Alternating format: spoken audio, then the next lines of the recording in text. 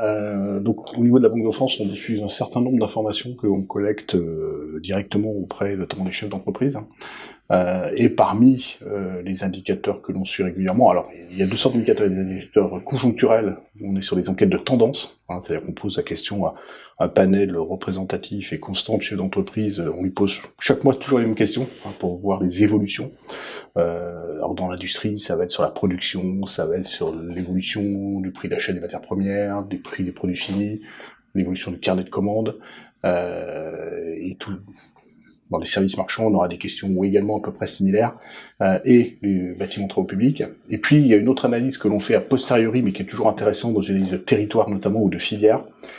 C'est que comme pour une autre activité, la Banque de France collecte les comptes des entreprises, pour les coter, accessoirement, on est capable aussi d'avoir une vision avec, on n'est plus dans le rétroviseur, mais sur l'évolution des indicateurs économiques, les ratios des entreprises, résultats, chiffre d'affaires, endettement, dès lors qu'on a analysé un nombre significatif d'entreprises dont on a reçu les comptes sociaux l'année d'avant. Donc ça nous donne deux manières d'apprendre les indicateurs. Un, sur une enquête spécifique que l'on mène et qui est plus dans l'instantanéité, c'est comment s'est comporté le mois précédent par rapport au mois d'avant et par rapport au même mois de l'année d'avant.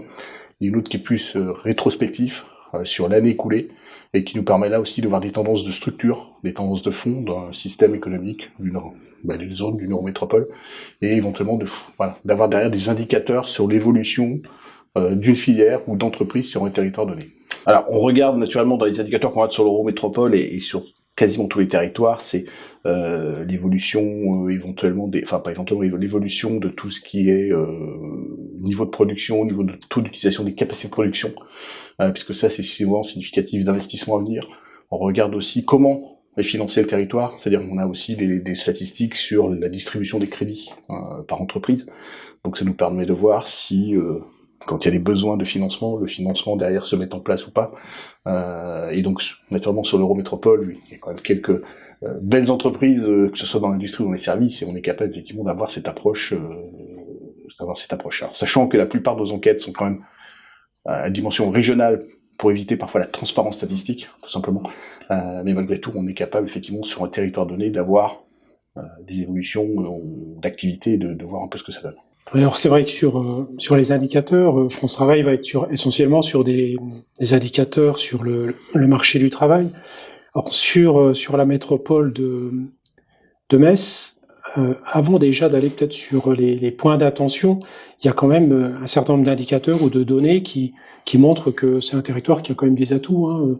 Même si on compare au reste de la Moselle, on est quand même sur un territoire où le taux d'accès à l'emploi est quand même plus important que le reste du département. Donc on a des données là-dessus qui permettent de voir le retour à l'emploi des demandeurs d'emploi, qui est un petit peu plus rapide sur Metz qu'ailleurs sur le territoire.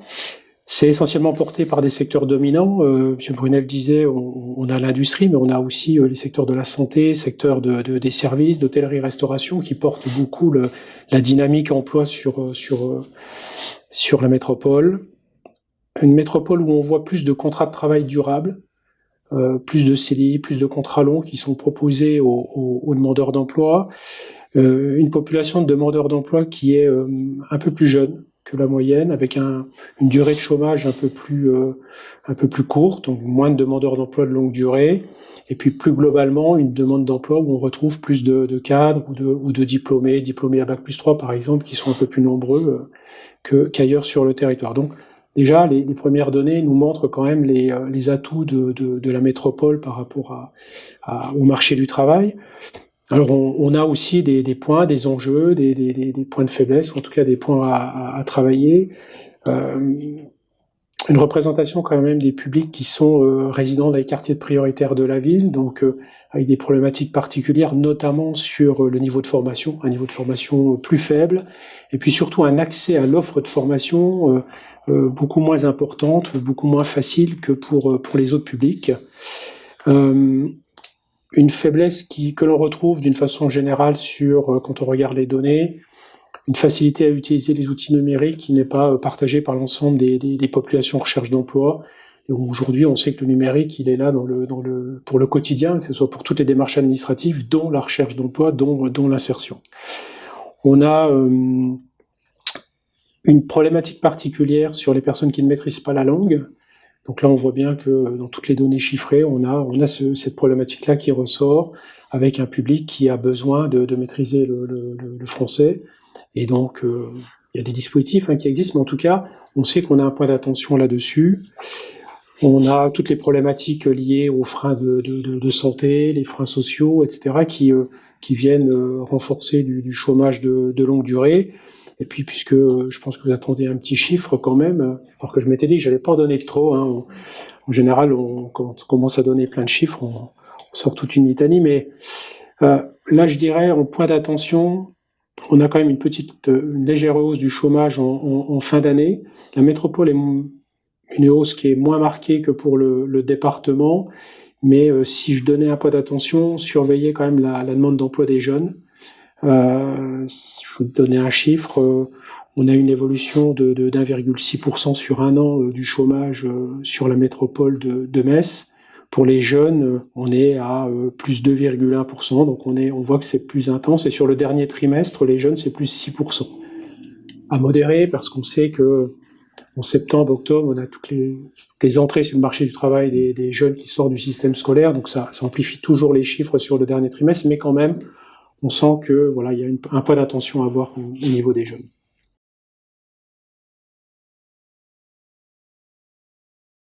Alors effectivement, sur la Moselle, on est à peu près un peu moins de 700 défaillances sur l'ensemble de l'année 2024. Ce qu'il faut avoir en tête aussi, c'est que la croissance, le nombre de défaillances a cru.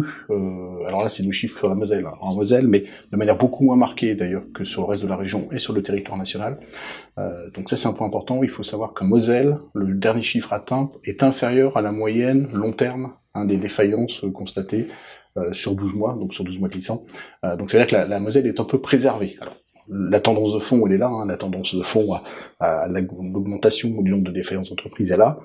Pour autant, la Moselle est plutôt préservée par rapport à ce qui peut se dérouler ailleurs. Autre point d'attention, autre point de comparaison, c'est que il y a eu la hausse des défaillances, mais on sait que depuis 2020, les années Covid et post-Covid, il y a eu beaucoup de défaillances qui ont été évitées parce qu'il y a un certain nombre de dispositifs de soutien qui sont mis en place, que les créanciers publics ont repris, la récupération de leurs créances que depuis 2023. Donc nécessairement à un moment donné, les entreprises qui étaient maintenues dans le système sont tombées dès lors que leur situation ne s'est pas améliorée, et c'est pas anormal qu'il y ait une accélération du défaillance pour le moment. Donc il y a un effet rattrapage qui est maintenant, on va dire, terminé. Donc ce qui tombe maintenant, on va dire que c'est plus de rattrapage, qu'on est dans une situation, Et puis il y a quand même le ralentissement économique qui a été constaté, de manière un peu plus forte depuis septembre 2024, qui fait qu'effectivement il y a un moment donné où il peut y avoir certaines structures, faute de carnet de commandes suffisant, faute de trésorerie suffisante, ont pu tomber effectivement en défaillance. Donc voilà, ça c'est un véritable fait, mais effectivement un peu plus mesuré en Moselle d'une part, et j'allais dire quand on rapporte au contexte de temps un peu plus long, ça permet aussi de nuancer. On n'a jamais eu aussi, il faut le savoir, autant de création d'emplois en France et dans le département également. Alors c'est pas tout à fait équivalent, parce que quand vous avez une entreprise qui disparaît, c'est pas souvent elle a une taille plus importante que l'entreprise qui se crée. Néanmoins, il y a aussi ce dynamisme entrepreneurial qu'on retrouve avec un nombre de créations d'emplois. Il y a eu un record national en 2024 sur ce domaine-là. Alors souvent c'est de l'auto-entrepreneur, c'est de la petite structure, alors qui est appelé à grandir ou pas, mais il faut aussi corréler les sorties avec les entrées, même si j'ai bien conscience que souvent les sorties sont des entreprises plus établies, avec un impact parfois plus fort que les entreprises qui viennent de se créer. Oui, forcément, je pense qu'il faut être très prudent quand on diffuse un indicateur, déjà dans la construction de l'indicateur, vérifier quand même les données, accessoirement il y a quand même un petit peu de contrôle de cohérence à faire quand on sort une donnée chiffrée. Après, je dirais que le principe de précaution, il va être surtout dans l'interprétation de l'indicateur. Je pense qu'il faut faire attention à ce que l'indicateur soit bien compris rappeler à la fois sa définition, comment il est construit. On peut préciser aussi s'il y a eu un événement particulier. Il suffit, et on le sait tous, que dès l'instant qu'on change la façon de questionner, d'interroger la donnée, on peut avoir une rupture statistique, on peut avoir un changement, on peut aussi avoir des éléments de contexte extérieur. On a tous connu, notamment avec la crise Covid, toutes nos courbes, les uns les autres, statistiques, ont toutes été brutalement modifiées. Alors, dans ces cas-là, on arrive à l'expliquer assez facilement, mais voilà, il faut faire attention à ça. On a des effets saisonniers, on a des effets de seuil statistique. En tout cas, moi, le point d'attention que j'ai à chaque fois, c'est vraiment de bien expliquer ce qu'il y a derrière le chiffre et rester quand même prudent parfois dans leur interprétation. Alors, effectivement, j'allais dire, le principe de précaution, dans nos enquêtes de conjoncture en tout cas, on l'applique déjà puisqu'on est sur une enquête par sondage et par échantillon constant, on l'applique déjà à vérifier constamment la qualité de l'échantillon. Est-ce que notre échantillon est représentatif du tissu qu'on interroge? Parce qu'effectivement, s'il y a déjà un biais dans la constitution de l'échantillon, nécessairement la conclusion qu'on peut en tirer ou le chiffre qu'on peut en sortir, ne pourra être pas forcément représentatif de la vérité du terrain ou de la vérité d'un territoire. Donc oui, déjà notre principe de précaution, on l'applique en amont sur la manière, et on réactualise constamment cet échantillon. Quand une entreprise sort d'un échantillon pour une raison ou une autre, on veille à le reconstituer avec effectivement la même activité, une activité similaire. Et donc ça fait partie inhérente de notre qualité statistique. Et on émet aussi d'études de manière publique que lorsque, l'échantillon est représentatif d'une part, et que deux, l'échantillon n'est pas transparent.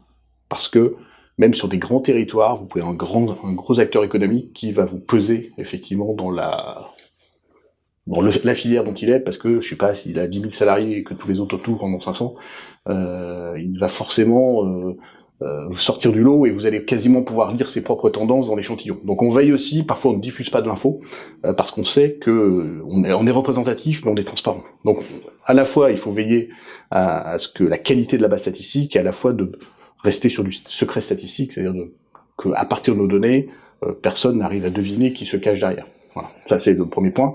Deuxième point du principe des précautions, c'est qu'on essaye toujours d'expliquer nos chiffres pour donner... Alors, on n'est pas là quand on fournit le chiffre, c'est pas nous qui l'interprétons, mais en tout cas pour donner des éléments de compréhension du chiffre, c'est typiquement l'exemple qu'on a pris tout à l'heure avec la hausse des défaillances.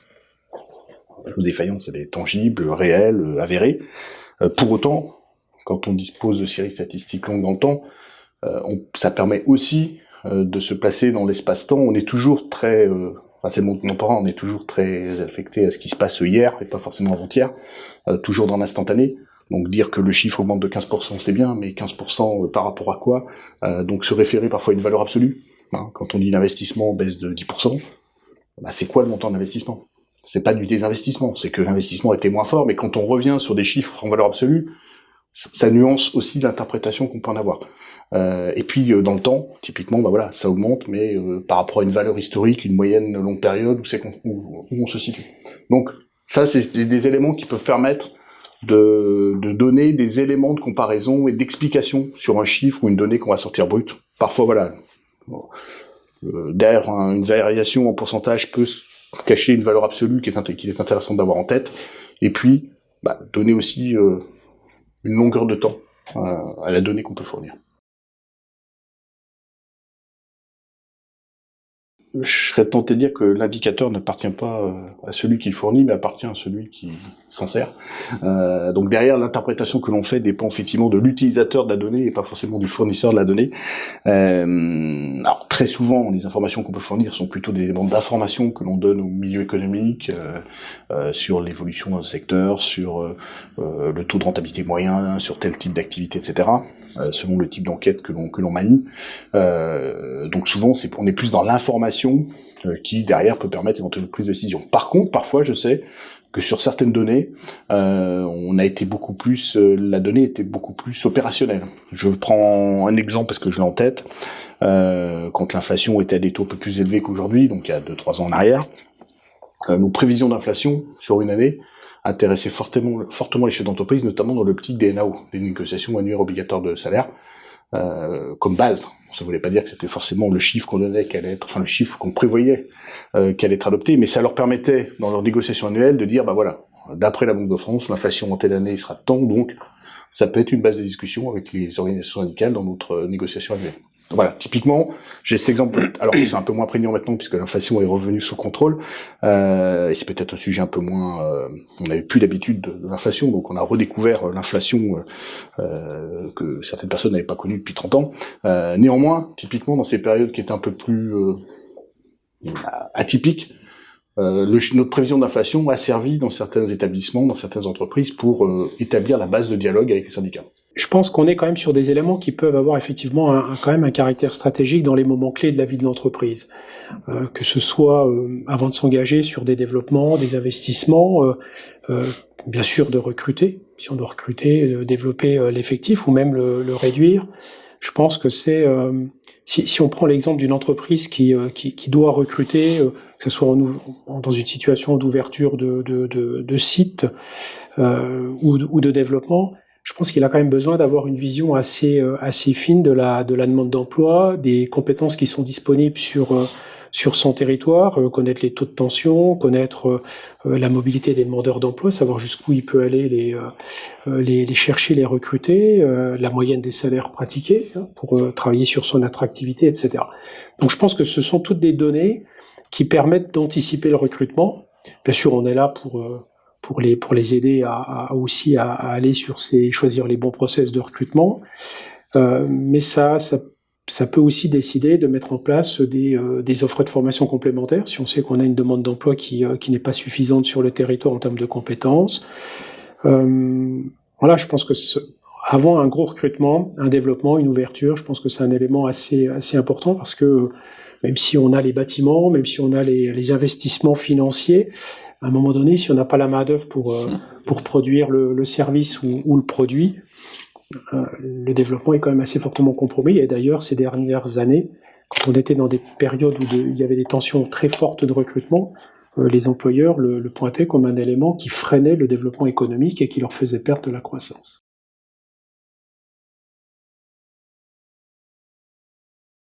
Sur le principe de la diffusion des données, on a de toute façon de la transparence là-dessus. Il existe un site Data Emploi qui permet à tout un chacun de consulter les données sur le marché du travail, de faire avoir même des critères assez fins géographiques, puisqu'on descend à l'échelle des arrondissements, des métropoles, etc. Donc que ce soit pour des décideurs économiques, politiques ou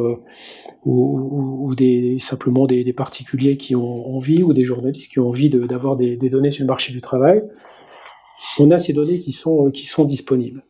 Après, avoir la donnée disponible n'est peut-être pas toujours suffisant, ne serait-ce que pour parfois la comprendre ou l'interpréter. Je pense que c'est important, effectivement, que l'entreprise puisse, notamment qu'il s'agit du marché du travail, aussi venir vers nous. C'est aussi notre rôle de donner de l'information. Alors moi, je le fais personnellement en direction des branches. Je ne peux pas m'adresser à toutes les entreprises, mais je dispense de l'information sur le marché du travail en direction des branches pour essayer de les éclairer. C'est un élément important, on le disait juste avant, sur des prises de décision. C'est pas le seul, bien évidemment. Il y a la capacité d'investir, il y a le secteur sur lequel on est. On peut même être sur un secteur qui fonctionne pas bien à un instant T, mais avoir un produit qui va sortir. C'est tout le principe quand même de l'entrepreneuriat et puis de la prise de risque et de l'innovation. Mais en tout cas, c'est un indicateur qui doit être pris en compte. Les données du marché du travail doivent être prises en compte par les entreprises avant d'investir ou avant de se développer ou de changer d'activité ou de s'implanter quelque part. Alors déjà, nos données sont accessibles pour les données régulières, notamment mensuelles, directement depuis notre site. Alors vous faites une alerte et vous êtes avisé dès que l'étude est en ligne, à la fois la nationale, la régionale et puis tous les publications parfois apériodiques qu'on peut mettre, mais qui ont un rapport avec la vie économique et la vie d'entreprise. Donc déjà, c'est le mode le plus fréquent, j'allais dire, en dehors de nos rendez-vous que l'on fait, c'est de recevoir notre publication dès qu'elle est parue. Il faut savoir que nos publications conjoncturelles paraissent, par exemple celle du mois de janvier, là, qu'on a faite sur le mois de janvier, l'enquête s'est terminée hier, et dans lundi prochain, vous avez le résultat de l'enquête au niveau régional et national. Ce qui veut dire qu'il y a une forte... Vous avez le 11 février l'enquête qui porte sur le mois de janvier. Donc on est assez réactif avec une méthode très rapide pour collecter l'info fin de mois, début du mois, qui permet d'être très vite, d'avoir très vite l'info. Et puis, comme vous l'avez évoqué, on fait des points réguliers d'information ouverts à tous, chefs d'entreprise, banquiers, représentants de la place, et on ne fait pas qu'à Metz, on fait à Metz, mais on fait aussi sur tout le territoire mosellan, pour présenter des données quand elles sortent un peu du cadre ordinaire, que ce soit des données un peu d'études annuelles ou des données particulières de réactualisation, de données qui ont pu éventuellement évoluer, puisque dans les prévisions, parfois elles peuvent évoluer, c'est aussi l'intérêt, et donc on est amené à recommuniquer dessus pour expliquer éventuellement les points qu'on peut évoluer depuis la dernière fois qu'on s'était vu. Donc là, c'est réellement de donner du chiffre, mais pas que du chiffre, donner quelques explications pour que chaque acteur économique, chaque acteur de territoire puisse avoir l'info et il en fait ce qu'il en veut derrière. Mais souvent, d'ailleurs, on note ça, c'est que depuis la crise sanitaire, nos conférences que l'on fait ont encore beaucoup plus d'écho. C'est-à-dire qu'avant, je ne veux pas dire qu'avant c'était facile, chaque année avait ses difficultés, mais on était sur des choses sur lesquelles la prévision était plus facile. Vous savez, globalement, la croissance en France est entre 1,5 et 1,8. Les années exceptionnelles, on montait à 2, les années un peu bonnes, on à 2.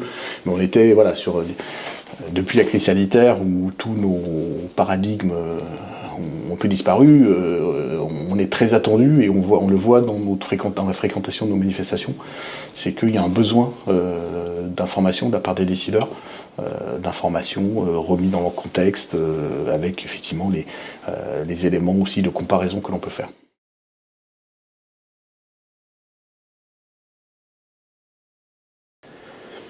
Je pense qu'on ne peut pas exclure ce risque, mais je pense que par nature, on le disait, l'indicateur, il donne à voir. Dans une morosité, c'est dans ce sens-là. Oui, il donne quand même à voir plutôt quelque chose de passé quand même. Et puis pour les prévisions, je pense qu'il faut rester prudent.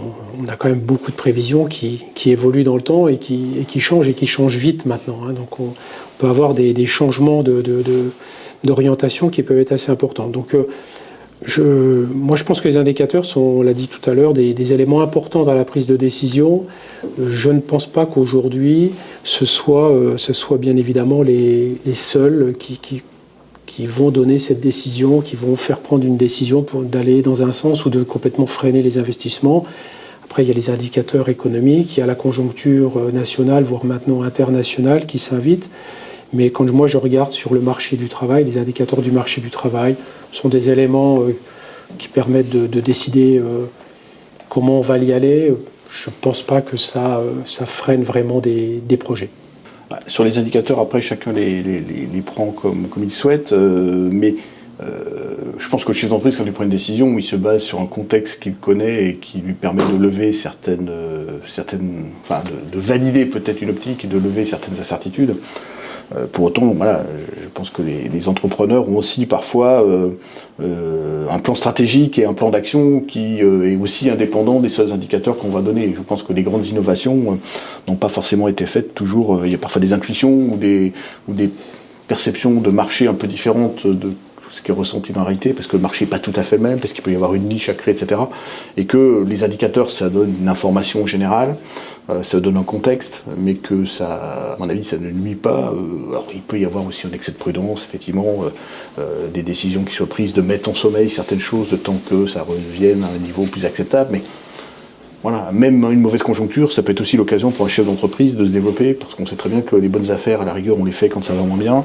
Les décisions capitales, les investissements, parfois, il faut les faire quand globalement ça va moins bien. Donc ça dépend vraiment du contexte, ça dépend vraiment de l'entreprise. Et après, chaque décideur utilise la donnée comme un élément de contexte parmi d'autres, et puis derrière va prendre les décisions qui correspondent à sa stratégie.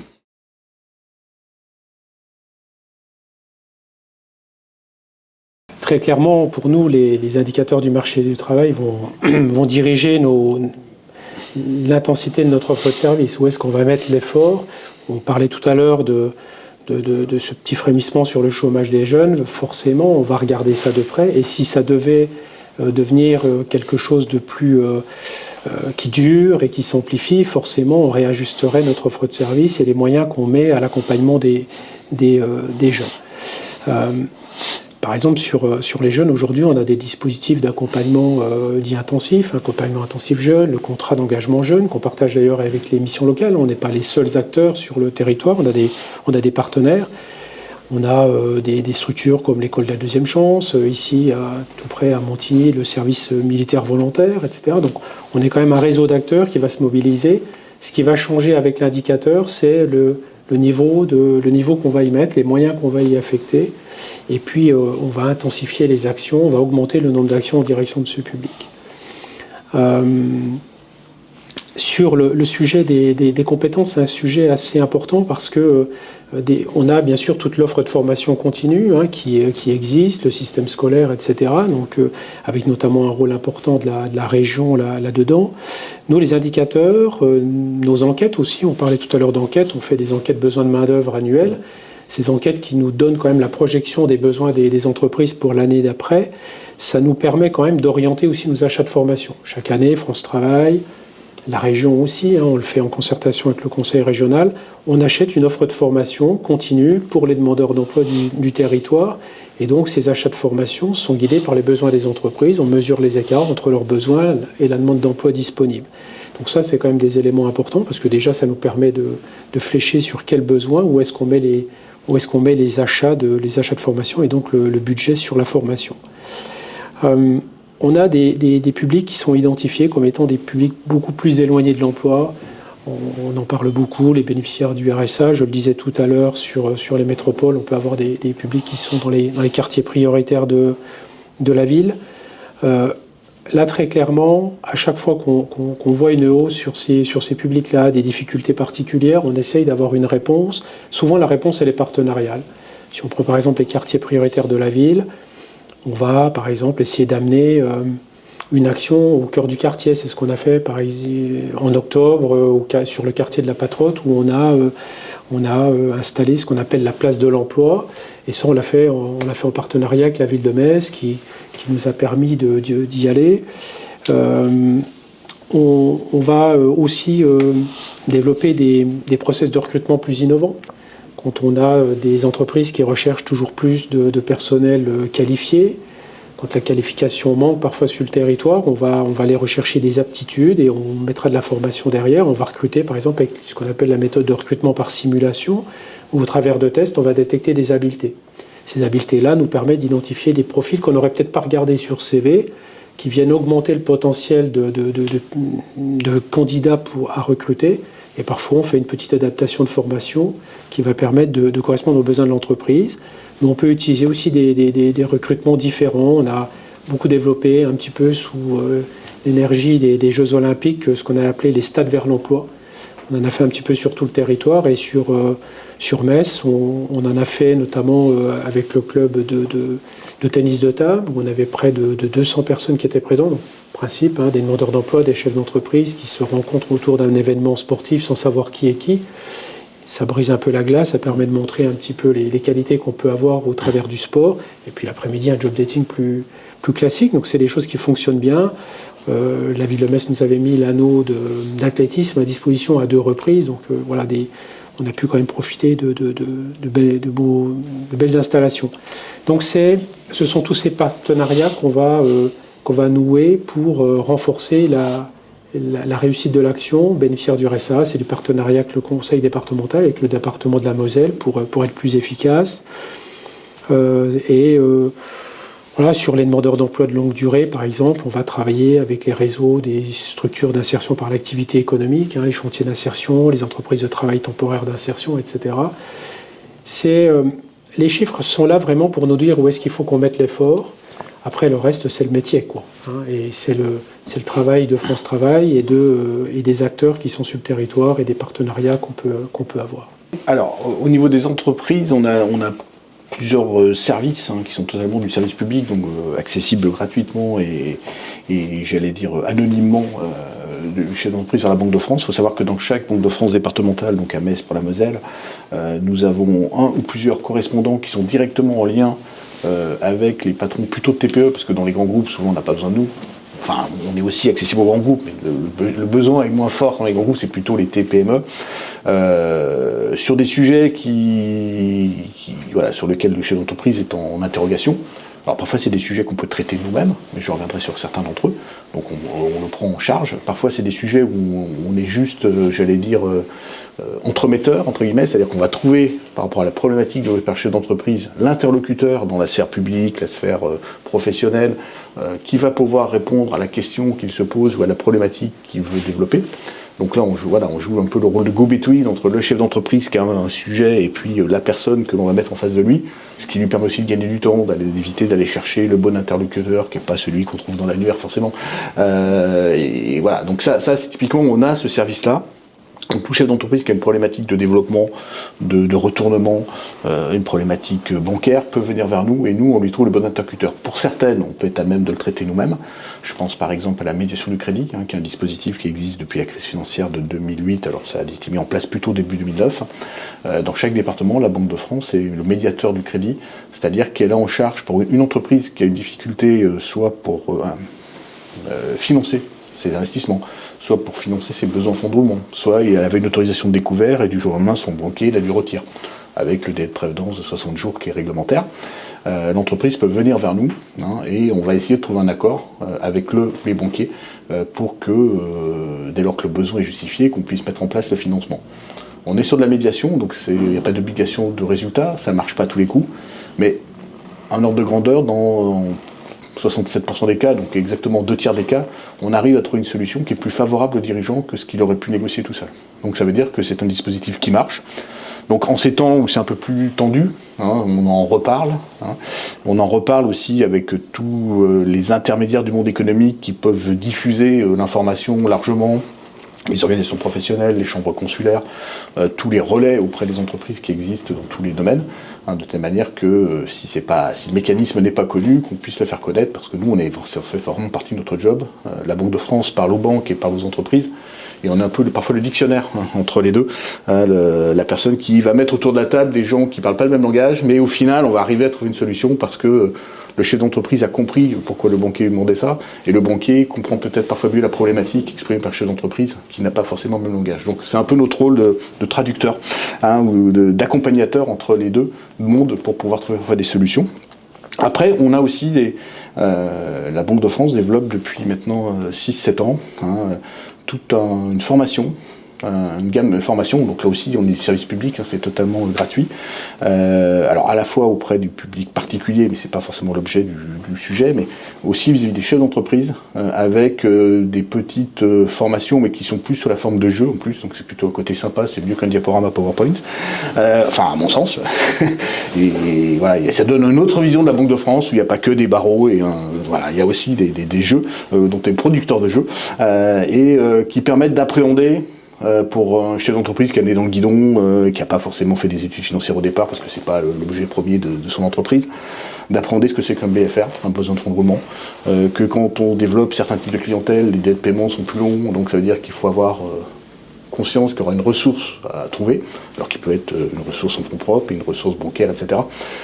Comprendre qu'un chiffre d'affaires n'est pas toujours un résultat et que le résultat n'est pas toujours une trésorerie. Voilà. Et plutôt que de démontrer des concepts financiers qui n'intéressent pas grand monde, sauf ceux qui aiment bien ça, l'approche par le jeu permet de comprendre certaines choses. Donc ça, c'est quelque chose aussi sur lesquels on travaille, on est parti du principe que un chef d'entreprise qui démarre sur une idée, et pas forcément un financier dans l'âme. Dans une petite structure, il n'a pas forcément un directeur des affaires, un DAF, et que donc, il faut apporter par autre chose que des choses un peu théoriques, une approche sur la gestion d'entreprise, sur la difficulté parfois de financer certaines choses, ou qu'un choix un choix de client peut entraîner derrière un choix financier, et donc en avoir conscience avant. Donc là, voilà, ça fait partie des choses qu'on développe. On développe aussi, à destination des collectivités locales, un service qui est aussi de permettre aux collectivités locales ou aux organisations professionnelles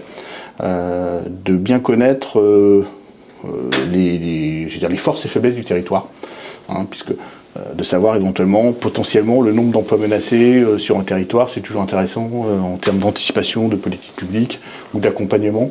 Alors si jamais des données on donne jamais de données d'entreprise, mais on peut vous dire, voilà, sur votre territoire, vous avez potentiellement 2000 emplois, je dis ça au hasard, hein, c'est pas du tout 2000 emplois qui sont dans des entreprises qui sont peut-être pas très loin de déposer le bilan. Donc ça veut dire potentiellement vous avez 2000 emplois qui peuvent être en difficulté, et à contrario vous avez peut-être des projets très intéressants sur votre territoire qui vous permettront d'ailleurs peut-être de récupérer si les formations, enfin si ça correspond bien, les 2000 emplois que vous êtes en train de perdre d'un côté. Donc ça c'est des diagnostics territoriaux qu'on est capable aussi de faire sur des territoires naturellement comme l'Eurométropole aussi, puisqu'elle a une taille qui permet de le faire volontairement, et puis aussi sur des filières professionnelles, parfois pour les organismes professionnels, le BTP, la filière métal, la filière automobile, ça peut être aussi des approches filières ou des approches territoriales. Je sais pas si l'intelligence artificielle s'est invitée, nous, dans les indicateurs. Pour l'instant, en tout cas, dans nos méthodes de recueil de l'information, on est bien sur un recueil d'informations sur des données tangibles. Le marché du travail, c'est des demandeurs d'emploi inscrits, c'est des offres d'emploi, c'est des déclarations de recrutement, c'est des contrats. C'est pas quelque chose d'artificiel, hein, c'est quelque chose de réel. Après, sur l'interprétation, sur l'utilisation de la donnée, on va commencer à travailler. On a déjà des programmes là-dessus pour aider à mieux interpréter ou à mieux comprendre ces données. Mais pour l'instant, les données, en tout cas celles qui sont sur le marché du travail, ne sont pas des extrapolations. On est bien sur des données qui correspondent à des personnes inscrites et à des besoins d'entreprise et à des choses qui sont tangibles et vérifiées. Alors même si on s'intéresse à l'intelligence artificielle de la Banque de France, notamment sur des méthodes qui nous permettent de gagner du temps sur des travaux assez basiques, les données qu'on fournit effectivement, c'est bien l'intelligence humaine, hein, puisque c'est des enquêtes, donc c'est des enquêtes d'ailleurs sur lesquelles on insiste pour qu'elles soient téléphoniques et non pas par échange de mails aussi, parce que l'échange de mails c'est une chose, mais le téléphonique, alors parfois en physique, on ne va pas voir chez l'entreprise tous les mois, quand c'est tous les mois, mais parce qu'il y a une approche aussi de connaissance, on connaît la personne, est-ce qu'elle est plutôt optimiste, plutôt pessimiste, c'est important, ça c'est vraiment de l'humain, hein, et on sait que voilà, une personne pessimiste, ça veut pas dire qu'il faut, mais ça veut dire que son propos, on le situe dans un contexte de connaissance aussi de la partie qui répond à l'enquête. Et ça c'est important, et ça l'intelligence artificielle pour l'instant ne le fait pas. Par contre voilà, nous on a aussi beaucoup de travaux qui sont basés sur l'intelligence artificielle, qui est plus dans l'aide à la décision, mais voilà, même dans les activités où il y a de l'intelligence artificielle, la décision finale en tout cas est toujours validée par un expert qui est bien humain et qui parfois peut confirmer effectivement la tendance donnée par l'intelligence artificielle ou infirmer, parce qu'effectivement il y a des éléments de seuil, hein, des effets de seuil, des effets, vous avez un seuil à 3%, de 9 c'est en dessous de 3, mais de 9 c'est proche de 3. Ça, vous avez la tendance, il n'y a que pour l'instant l'intelligence humaine qui est capable de le faire. Et l'intelligence artificielle est souvent un peu plus basique que ça.